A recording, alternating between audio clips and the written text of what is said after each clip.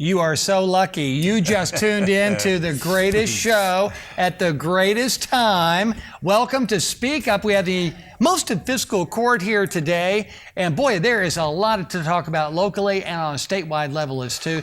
Thank you for joining us tonight here live from the studios of OCTC TV in beautiful downtown Owensboro. You can call your questions in at 686-4615 or text them. The number's on the screen. My name's Kirk Kirkpatrick, and here's the lineup tonight. Batting cleanup, I think, or Judge Al Mattingly is here, just back from Frankfort. Yeah, and when you said cleanup, Kirk, I had to go home and take 2 showers. Oh, well, I'm not going to go there. Commissioner Charles Castlen. Good evening, Kirk. Nice to have you here.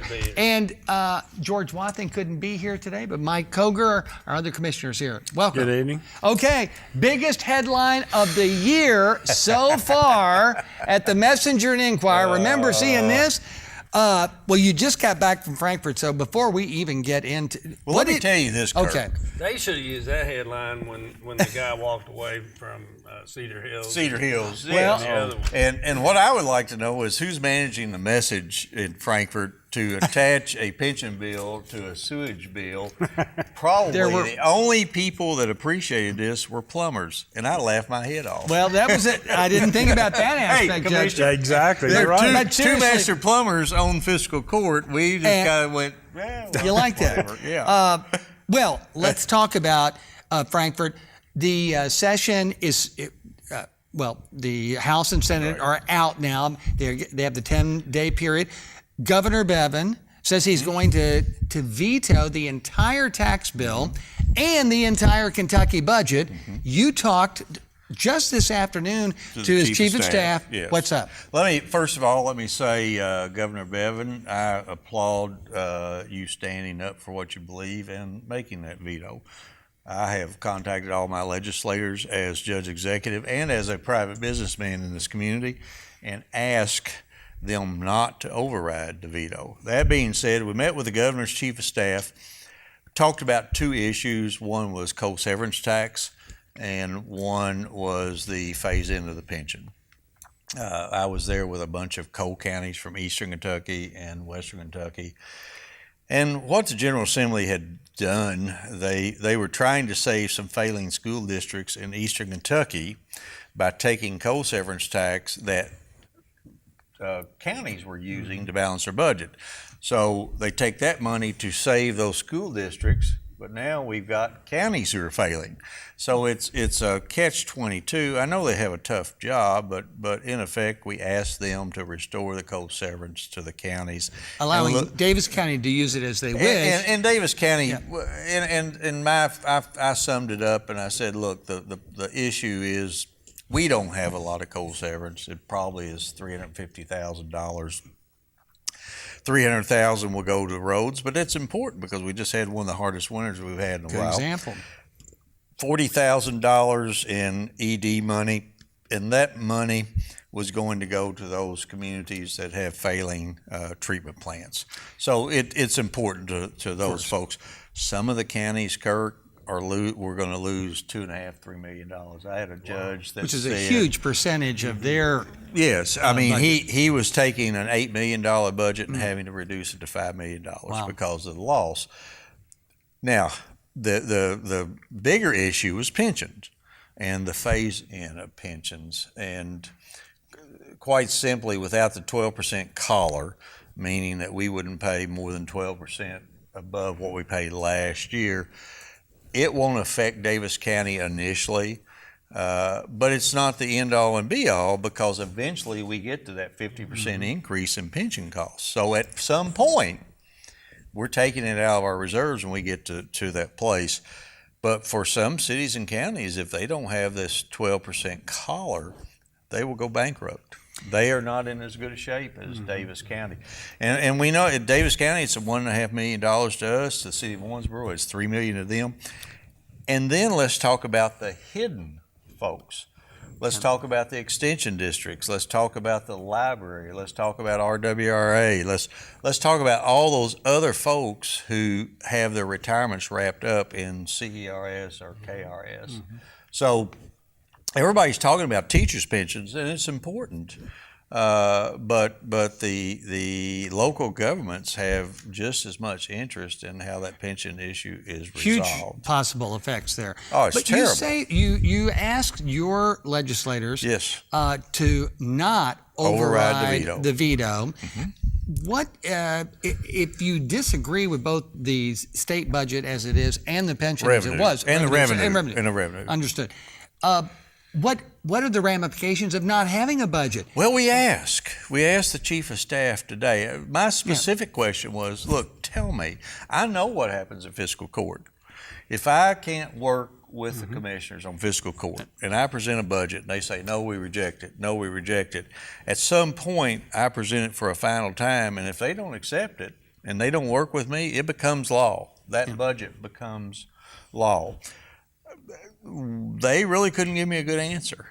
They really couldn't give me a good answer. But it's so structurally unsound what was proposed by the General Assembly. In my opinion, and this is my humble opinion, and in no way am I taking a slap at our legislators who are up in Frankfort. They're doing a very stressful job.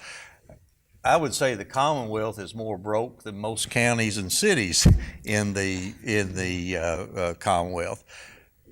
But at the same time, several years ago, I lobbied for a local option sales tax, and they told me no local option sales tax because we need to do comprehensive tax reform. We lobbied for an increase in the gas tax because our roads are crumbling, the city streets are falling apart. They said no increase in the gas tax because we need comprehensive tax reform. Well, in the 11th hour, they came out with new taxes without comprehensive tax reform on services. And me as a contractor, I was going to be hit. Not me. I don't pay any taxes. Right. My customers pay the taxes. Right. Anything that affects local governments. Local government doesn't pay anything. It's the taxpayer that pays things. And it was selective, and to say that car repair was a luxury item, to say that lawn care, because if my mom was alive, my 89-year-old mother was having to pay somebody to do her lawn and call that luxury is ridiculous. Certainly if you have a country club membership or something like that. But still, they balance the budget on the backs of a select few businesses. And when I asked, can you give me the rationale? How did you determine? They couldn't tell me. Well, that's right. They added taxes on services that that have so far been. I found it interesting though. Not one legislator could I figure that taxed themselves who were in business. They didn't tax steel erection. They didn't tax concrete work. Not one lawyer taxed their fees. Not one doctor. Not one farmer was taxed. I think what they looked at is, let's see how few people up here will raise Cain, and we'll add a tax. And then they turned around, and what did they do? They reduced the inventory tax. They reduced by 1/2 cent the income tax, Kentucky income tax, which really meant not a lot. Now, they did do what I've heard Commissioner Castlen talk about for years. We have one of the highest exemptions for retirement income in the nation. So they reduced that from 42,000 down to 30,000, I think. But in the dead of night, they got cold feet. They went back and wrote another bill and took that exemption out. Well, it is such you can hear the frustration. Well, I think in my voice. You speak for many of our viewers and certainly taxpayers. Sure. We just want to know what the answer is.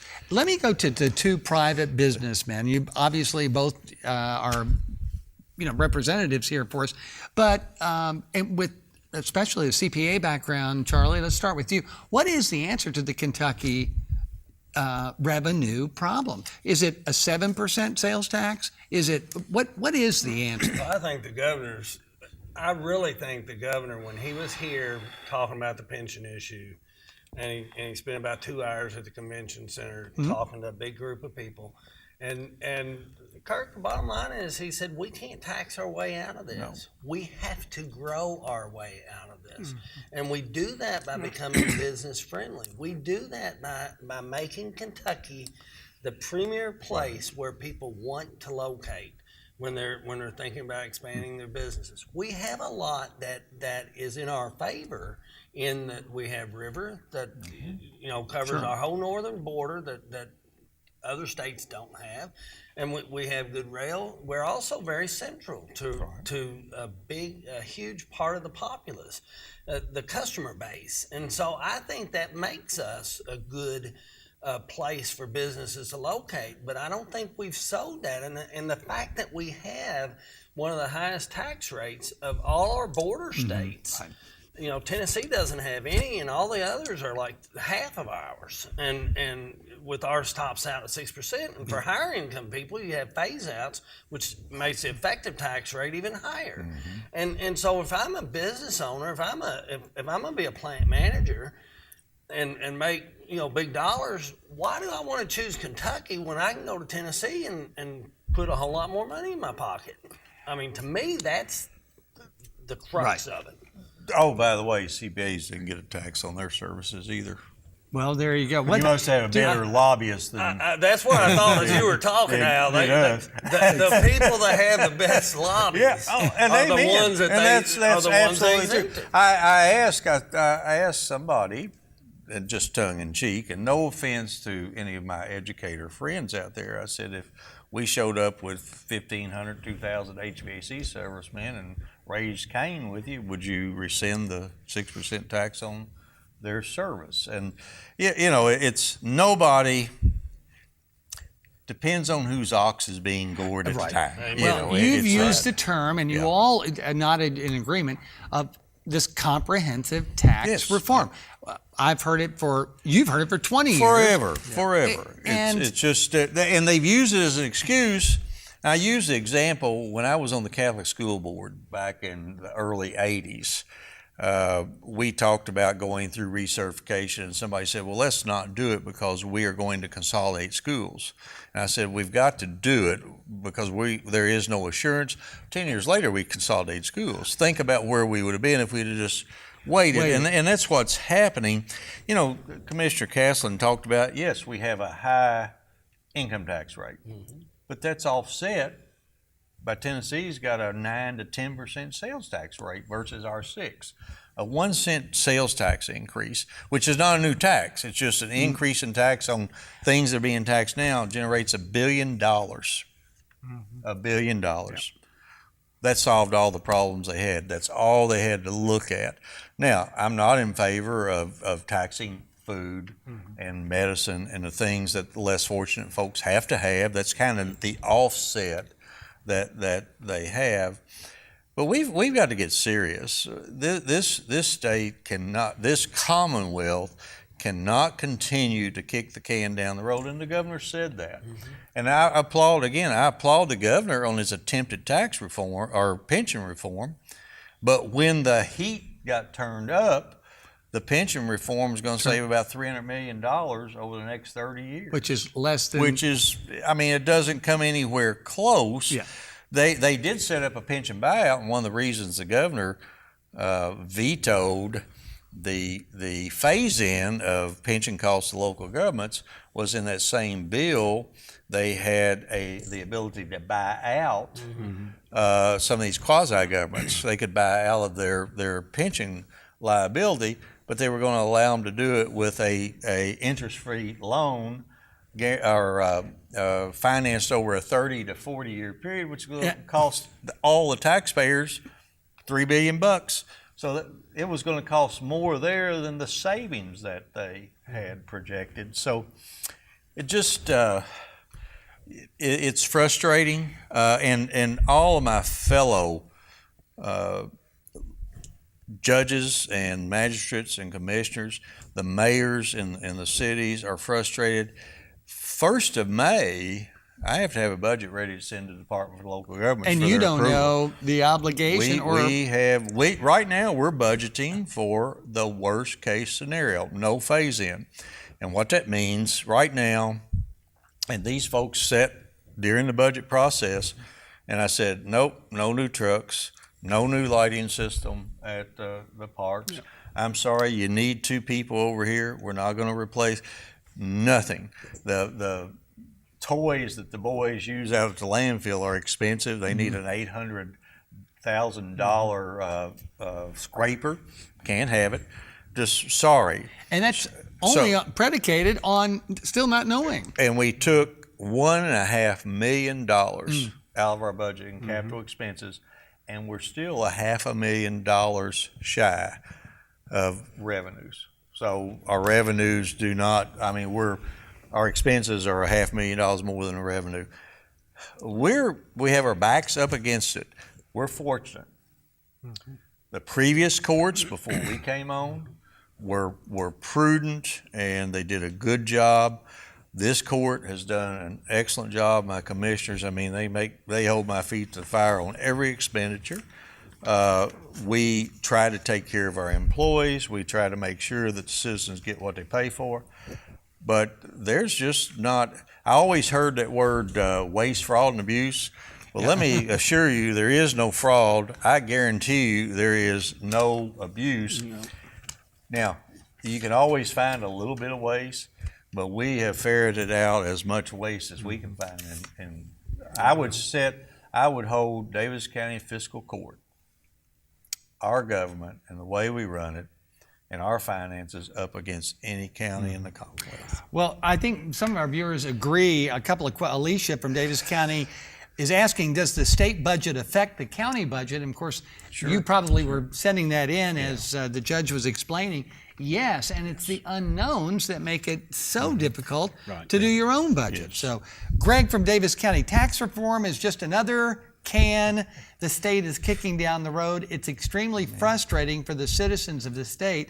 He's just I agree. Is that Greg? Yes. Greg, I absolutely agree with you. And what I told the leadership today was, and please do not talk to me about revenue neutral tax reform.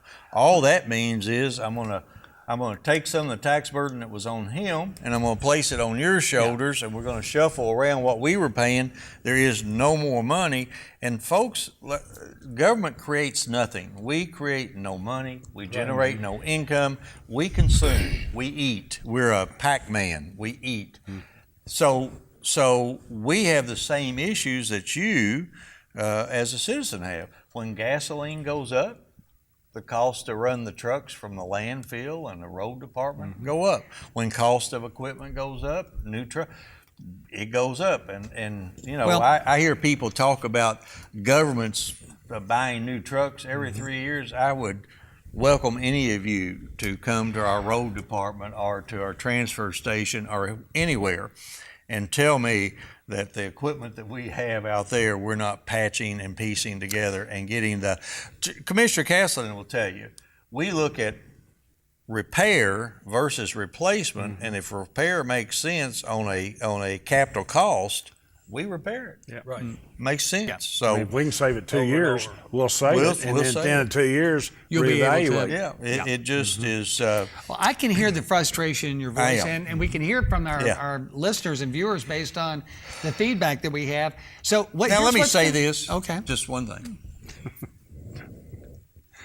As much frustration as I have here, as much upset and heartache, in my opinion, we still live in the greatest country there ever was, and I wouldn't want to be anywhere else but here in Owensboro and Daviess the problems that we have, some countries would love to have. Yeah. That said, here's what's going to happen next.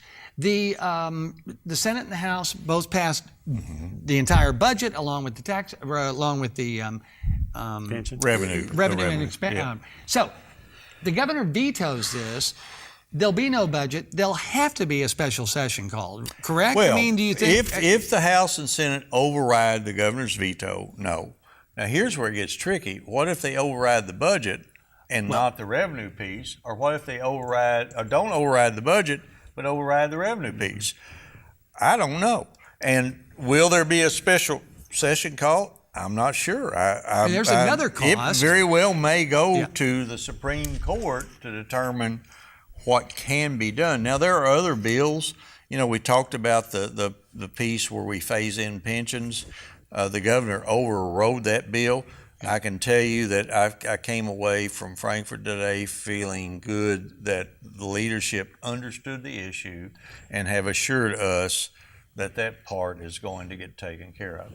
I come away feeling good that we finally got through to them the importance of coal and mineral severance tax. Not particularly to Daviess County, but any money is are valuable assets or resources. But to some of these counties, how valuable it is.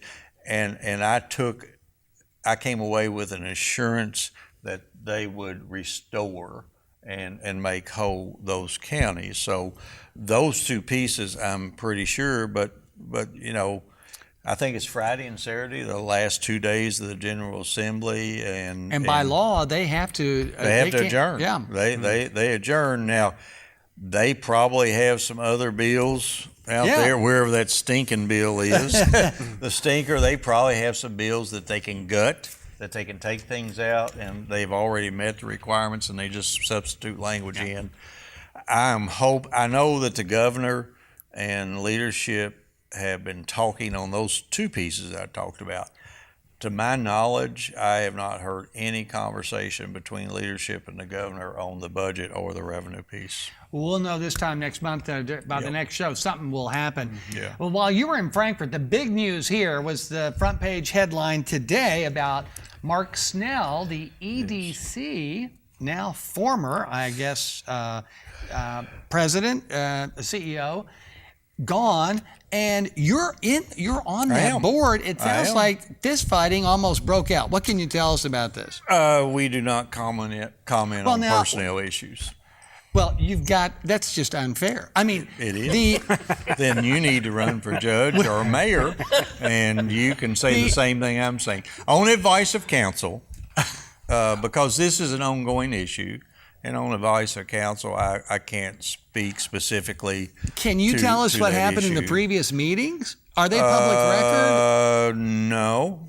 Well, I mean, some of these quotes are incredibly. Where did those quotes come from? Well, let me just take a. I think it's all one-sided, isn't it? Yeah. Well, they're all. You're absolutely right. Let me say. Only Mr. Snell was quotable. Yes. Okay. And he said. Well, you and the mayor both said there was going to be a meeting today, and there'd be more information. And there was. And you'll know more after the meeting. Well, the meeting's over. What more can you tell us? I went to Frankfurt at 6 o'clock this morning. But yes, it certainly was one-sided. I'm disappointed that perhaps this is going to end up and be played out on the front page of the Messenger. Certainly, I talked to Keith Lawrence this evening, and what I said to Keith, he asked me, what does this mean for economic development? I said, well, economic development in Daviess County and Owensboro is more than just one person. It's the community. It's the commissions. It's the governments. Economic development is made up of a lot of pieces. The fact that we lose one man doesn't mean that economic development stops. The mayor and I visit Frankfurt routinely and are in conversation with them. So we know you'll do your best. Listen, I think you're very sincere about that, as the mayor and the commissioners would be. Yeah. But it is disturbing, I think, to many citizens to see 3 leaders of the Economic Development Council. I mean, this is don't be disturbed. I mean, Joe Berry got an opportunity to go to private business. Do you think that had anything to do with his relationship? No. I talked to Joe, and he said no. Okay. Garrick Thomas. Davis. Garrick Thompson. Decided he wanted to run for an office. That's true. Union County somewhere. Yeah. So I mean, that was made. The decision was made prior to him being there. There are 2 folks left in economic development, not an issue. What I do know this morning was that the board decided to task the executive board, and the mayor and I are members of the executive board, to plot a path forward. Right. And that's really all I can tell you right now. This is one day after this appeared in the paper. I understand. That's why it's such a hot topic here. Last time there was a wide open surge, a national surge for the leader. Do you think they should try that again, or are there local people qualified to do this? And I don't know. That's something that we're going to have to talk about. Personally, It may be, and doggone, I've started an inflection that you get out of millennials, didn't I? Personally, well, you're so young. I know. Personally, I feel like Waitman Taylor all over again. Waitman Taylor Redux. Maybe this is a time for us to look and reevaluate how we do economic development in this community. Part of you've heard me say that I will be happy the day that government gets out of economic development. We turn it over to the business people in this community. Perhaps the government, perhaps the city and county should hire an economic development CEO and have the private sector work on workforce development and those other things. I don't know. This is the time There's an to opportunity explore those issues. And quite honestly, I don't know the situation with Mark yet. He says he didn't quit. I can tell you as an executive board member, I can tell you that. Well, it says he's going back to Texas, and he said, I did not resign. Yeah. Okay. So you really don't know yet. So we'll be interesting to see what happens. But tomorrow's paper. Maybe we'll. Well, it'll make good news for a while. Let me assure you, the folks that are watching out there, that both the mayor and I and those folks on the board want nothing but the best for Owensboro, and we're going to do everything in our power to make sure that economic development and the EDC corporation continues to prosper. Quick question from Susan. The fiscal court actually, for the storm damaged, for all the storm damage, lowered the rates to turn those items into landfill. When does that? It's over. It's over. Okay. Yeah, it was over Good Friday, I believe, was the last day. And it was in an effort to. We gave that to our citizens who suffered flood damage, and there was cleanup, and lots of times flood insurance doesn't cover. Covers about 50% of the cost. Huge amounts. And we also, to our neighbor counties, Henderson County, we offered them the same thing. Now they provided dumpsters and trucked it to our facility. Judge Brad Snyder, came to fiscal court yesterday. And thanked fiscal court for allowing his citizens to have that Just service. a minute left, and we haven't really talked about our budget, and you all are working on that right now. Real quickly, just from each of you, we'll start with you, Mike. Your biggest concern about the budget, about the fiscal court budget? Well, my biggest concern has been about what's going to happen in the pension roll, because that's going to affect our whole budget. And you don't know when you'll know. And we don't. And like the judge says, we just may have to expect the worst. Try to get that resolved, and if it's less, it's less. But it's very frustrating for us too. I mean, I know it is as citizens. Don't you agree, Charlie? I mean, it's just and the judge, and I know we all work to see about all the cuts and everything. We're struggling with our roads as well. We've got a lot of potholes that we keep, we'll repair, and then they get to repair again.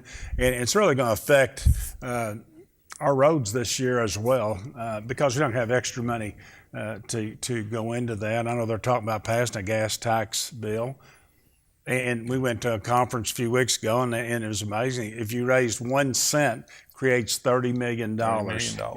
Gasoline tax. Gasoline tax. Right. So we don't know what's going to happen. They've talked 21 cents, 10 cents. That's just another issue, but our bridges and our roads are in desperate need. Whatever they get, though, Commissioner, the state will keep about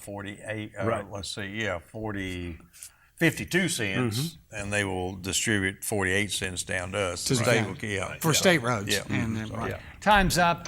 We really do appreciate you coming. And I want to thank the court and, of course, the judge who put in another long day to be with us here today on Speak Up. So you all go home and have a good evening. Hope you have a great rest of April and into May, and we'll see you next month right here on Speak Up. Thank you.